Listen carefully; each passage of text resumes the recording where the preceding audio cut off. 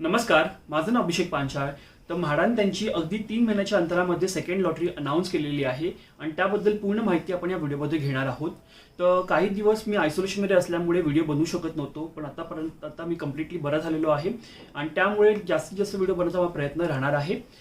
त्यामुळे माझी सर्वांना एक रिक्वेस्ट आहे की तुम्ही जेवढं जमेल तेवढं सोशल डिस्टन्सिंग पाळा. गव्हर्नमेंटने जे इन्स्ट्रक्शन दिलेले आहेत ते पाळा, जेणेकरून आपल्याला कोविड-19 शृंखला जी आहे ती लवकरात लवकर मोडता येईल. आता आपण आपल्या वळूया मेन व्हिडिओकडे. तर त्याआधी तुम्हाला एक गोष्ट सांगायची आहे की जर तुम्ही चॅनलवरती पहिल्यांदा आला असाल तर आपण सिडको म्हाडासारख्या अफोर्डेबल हाऊसिंगवरती व्हिडिओ बनवतो. त्याबद्दल कंप्लीट माहिती आपण या व्हिडिओमध्ये देत असतो.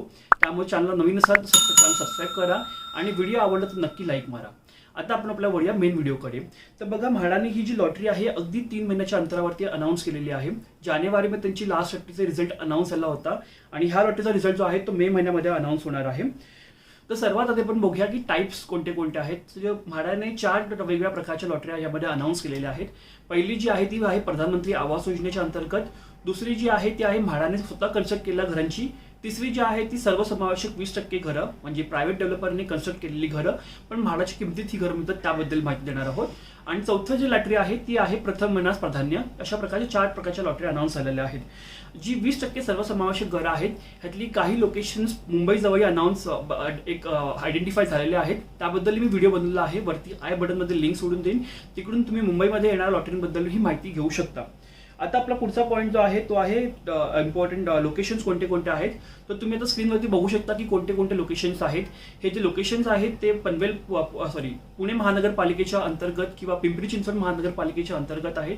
तर काही जवळपासच्या एरियामध्ये जसं सोलापूर, कोल्हापूर टाईपमध्ये आहे, तिथेही लोकेशनमध्ये काही लॉटरीचे अनाऊन्समेंट ह्या लॉटरीमध्ये झालेली आहे.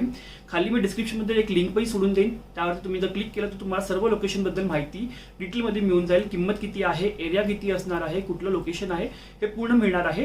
त्याच प्रकारे मी अजून एक व्हिडिओ अपलोड करणार आहे, कारण मी प्रत्येक माझ्या व्हिडिओमध्ये सांगत असतो की साईट व्हिजिट करा, पण सध्याच्या सिच्युएशनमध्ये कोणालाही साईट व्हिजिट करणं कठीण पडणार आहे. तर अशा केसमध्ये तुम्ही ऑनलाईन साईट व्हिजिट कसं कराल किंवा ऑनलाईन त्या प्रोजेक्टबद्दल माहिती कशी मिळवाल ह्याबद्दल मी एक सेपरेट व्हिडिओ बनवेन आणि तो व्हिडिओ बनवला की वरती आय बटनमध्ये मी सोडून देईन. उद्या हा व्हिडिओ आयडियली लॉग इन होईल, जेणेकरून तुम्ही मोबाईलवरूनच तुमची पूर्ण माहिती कशी काढू शकता याबद्दल पूर्ण माहिती मी त्या व्हिडिओमध्ये देणार आहे. त्यानंतर आपण बघूया इम्पॉर्टंट डेट्स कोणत्या कोणत्या आहेत. तर ह्या सर्व इम्पॉर्टंट डेट्स आहेत. यामधल्या फक्त तुम्हाला 2 इम्पॉर्टंट डेट लक्षात ठेवायचे आहेत. एक म्हणजे 14 मे जी आहे लास्ट डेट ऑफ अप्लिकेशन, आणि दुसरी आहे 29 मे ज्या दिवशी रिझल्ट अनाऊन्स होणार आहे. तर ह्या 2 डेट इम्पॉर्टंट लक्षात ठेवा, बाकी डेट लक्षात ठेवला नाही चालतील. ह्यानंतर पुढची आपण बघूया की किमतीबद्दल पण माहिती घेऊया. तर बघा, जी किंमत तुम्हाला ॲडव्हर्टाइजमेंटमध्ये किंवा तुम्हाला जाहिरातीमध्ये जी किंमत दिलेली आहे ती तुमची फायनल किंमत नसते. यावरती काही ॲडिशनल चार्जेसही अप्लिकेबल असतात जे तुमचे होम लोनमध्येही कव्हर होत नाहीत. ते चार्जेस कोणते कोणते आहेत? 5% स्टॅम्प ड्युटी, 1% रजिस्ट्रेशन, जवळपास 30,000चं कॅपिंग त्यालाही असतं. GST असतो 1% जवळपास अफोर्डेबल हाऊसिंगसाठी. महागड्या घरांसाठी अजून एक्स्ट्रा GST असतो, पण अफोर्डेबल सेगमेंटमध्ये घरांसाठी 1% GST अप्लिकेबल आहे. याशिवाय light connection charges, water connection charges, society charges, आणि जर तुम्ही एक ॲडिशनल पार्किंग घेतली किंवा प्रायव्हेट पार्किंग जर घेतली तशा केसमध्ये प्रायव्हेट पार्किंगसाठीही वेगळे पैसे तुम्हाला द्यायला लागतात. तर तुम्हाला हा एक खर्चही ॲडिशनल कन्सिडर करायचा आहे ओव्हर अँड अबाव ह्या किमतीच्या वरती. ही किंमत आहे ज्या ॲडिशनल तुम्हाला ही अजून एक्स्ट्रा पैसे अनाज करायचे आहेत, ज्याचं लोन तुम्हाला ह्याच्यामध्ये होम लोनमध्ये होणार नाही आहे. त्याशिवाय पेमेंट शेड्यूल कशा प्रकारे असणार आहे आपण हे पुढे व्हिडिओमध्ये डिस्कस करणार आहोत. आता पुढचा जो इम्पॉर्टंट पॉईंट होतो तो म्हणजे एलिजिबिलिटीसाठी. तर एलिजिबिलिटीसाठी बघा, पहिली कंडिशन आहे तुम्ही महाराष्ट्राचं डोमेसाईल असणं इम्पॉर्टंट आहे, म्हणजे महाराष्ट्रामध्ये कंटिन्युअस 20 वर्ष तुमचं सलग वास्तव्य असणं इम्पॉर्टंट आहे, त्याला डोमेसाईल असणं इम्पॉर्टंट म्हणतात. दुसरे जे आहे तर ही जी लॉटरी असते ही इन्कम वाईज कॅटेगराईज केलेली असते. तर तुम्ही कोणत्या इन्कममध्ये येता हे फाइंड आउट करणं खूप इम्पॉर्टंट आहे.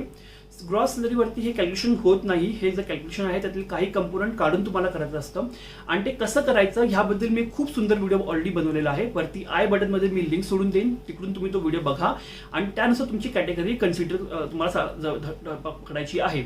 फॉर एक्झाम्पल, जर तुमचं इन्कम जे आहे आफ्टर कॅल्क्युलेशन 25,000पेक्षा कमी असेल तर तुम्ही येता EWS कॅटेगरीमध्ये.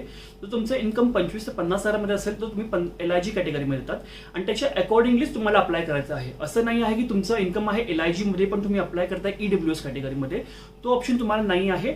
तुम्हाला त्या LIG कॅटेगरीच्या आतमध्ये तुम्हाला वेगवेगळ्या ठिकाणी अप्लाय करायचं तर ते तुम्हाला पॉसिबल होईल. पण जर तुम्हाला कॅटेगरी तुमची जर इन्कम सर LIG आहे पण तुम्हाला अप्लाय EWS किंवा HIG मध्ये करायचं तर ते पॉसिबल होणार नाही.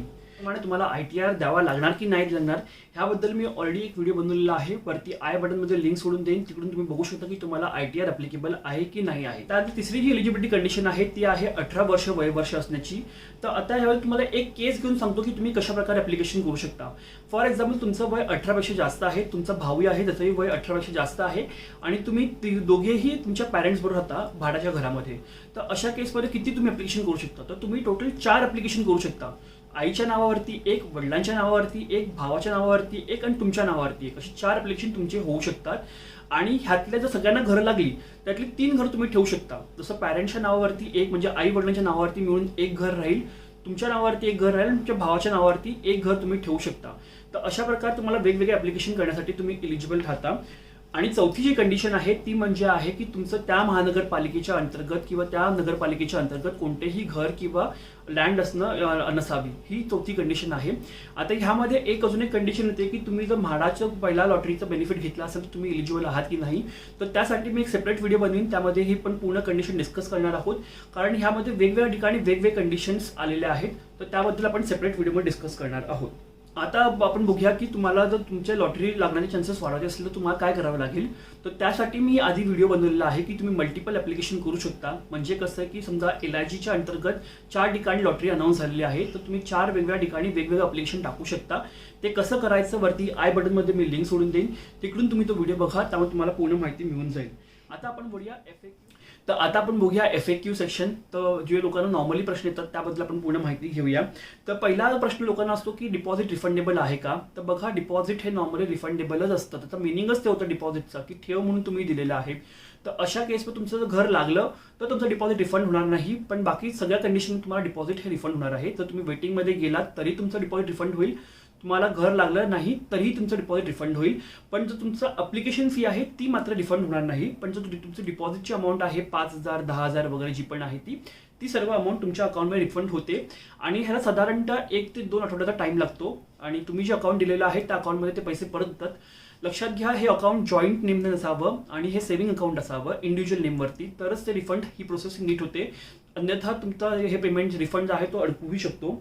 दुसरा जो लोकांना प्रश्न येतो की कॅन्सलेशन चार्जेस काय असतील. जर तुम्हाला घर लागलं आणि तुम्हाला त्यानंतर तुमचं घर घ्यायचं नसेल तर अशा केसमध्ये तुम्हाला कॅन्सलेशन रिक्वेस्ट जी आहे ती म्हाडाच्या ऑफिसमध्ये जाऊन द्यायची आहे.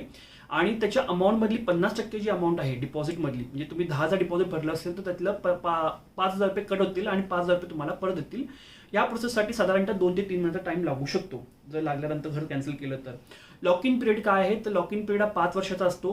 प्रधानमंत्री आवास योजनेसाठी लॉक इन पिरियड वेगळा आहे. त्यासाठी मी एक सेपरेट व्हिडिओ बनवून घेईन, ज्यामुळे तुम्हाला पूर्ण प्रधानमंत्री आवास योजनेबद्दल माहिती मिळून जाईल. वरती आय बटनमध्ये तुम्हाला लिंकही सोडून देईन. रिझर्वेशन बद्दल बऱ्याच लोकांना प्रश्न असतो. तर रिझर्वेशनसाठी पान नंबर 23 पासून तुम्ही बुकलेटमध्ये बघू शकता. त्यामध्ये रिझर्वेशनमधल्या काय काय कंडिशन्स आहेत, कशा अप्लिकेबल राहतील वगैरे ते सर्व तिथे दिलेलं आहे. तुम्ही पान नंबर 23 जे आहे बुकलेटचं तिथून तुम्ही वाचायला सुरुवात करा, तुम्हाला पूर्ण माहिती त्यामध्ये मिळून जाईल. याशिवाय अजून एक इम्पॉर्टंट कंडिशन तुम्हाला बघायची आहे ती पेमेंटबद्दलची आहे. तर बघा, लॉटरी लागल्यानंतर तुम्हाला एक तात्पुरतं देयकार पत्र दिलं जातं आणि हे पत्र मिळाल्यानंतर तुम्हाला म्हाडाचं जर तुम्हाला घर लागलं असेल, म्हणजे जी सेकंड कंडिशन आहे भाडाने कन्स्ट्रक्शन केलेली घरांमध्ये, त्या घरांमध्ये जवळपास तुम्हाला 25% अमाऊंट ही इमिडिएटली काही दिवसामध्ये भरायची आहे. आणि जर तुम्हाला दुसरी घर लागली असतील, म्हणजे प्रथम येण्यास प्राधान्य म्हणा किंवा 20% सर्वसमावेशक घरा म्हणा, तर ह्यामध्ये तुम्हाला 10% किंमत ही पहिला भरायची आहे. तर तशा केसमध्ये तुम्हाला लॉटरी लागली तर तुम्हाला लक्षात ठेवा की 25% म्हाडाच्या घरासाठी आणि बाकी घरांसाठी 20%, म्हणजे जी बाकीच्या कॅटेगरी आहेत त्यामध्ये 10% तुम्हाला किंमत ही तुम्हाला इमिडिएटली भरायची आहे. तर त्यामुळे ती अमाऊंट ही तुम्ही अरेंज करून घ्या. 25% बघा, त्यामध्ये एक तुम्हाला गोष्ट सांगतो की घराच्या किमतीच्या 90% साधारणतः लोन बनतं, पण तुम्हाला हे जे 25% आहे ते लोन बनायच्या आधी तुम्हाला भरायचं आहे. तर अशा केसमध्ये तुम्ही काय करू शकता. तर तुम्ही बघा, त्यामध्ये काय करतं तुम्हाला की बँकेमध्ये तुम्हाला इमिडिएटली जाऊन सांगायचं आहे की मला असं घर लागलेलं आहे आणि त्यासाठी मला लोन करायचं आहे. आणि त्याची जी तुम्ही अमाऊंट आहे ती 25% इनिशियली भरणार आहात आणि त्यातली जी तुम्ही ॲडिशनल 15% जी अमाऊंट भरलेली आहे ती 15% अमाऊंट तुमच्या अकाउंटमध्ये देण्यात यावी. आणि असं तुम्ही बँकेवर पहिलाच डिस्कस करून ती अमाऊंट तुमच्या अकाउंटमध्ये घेऊ शकता. त्यामुळे तुम्हाला 90% लोन होऊन जाईल, पण तुम्हाला इनिशियल जे 25% आहे ते मात्र तुम्हालाच तुमच्या तुमच्या साईडला द्यायचं आहे. याशिवाय जर काही प्रश्न असतील तर कमेंट सेक्शनमध्ये विचारा, त्याचा मी उत्तर लवकर प्रयत्न करतो. आणि सर्वांना माझ्या साईडने all the best for this coming lottery. जर तुम्ही इंटरेस्टेड असाल तर नक्की अप्लिकेशन करा, मॅक्सिमम अप्लिकेशन करा, जेणेकरून तुमचे लॉटरी लागण्याचे चान्सेस वाढतील. धन्यवाद.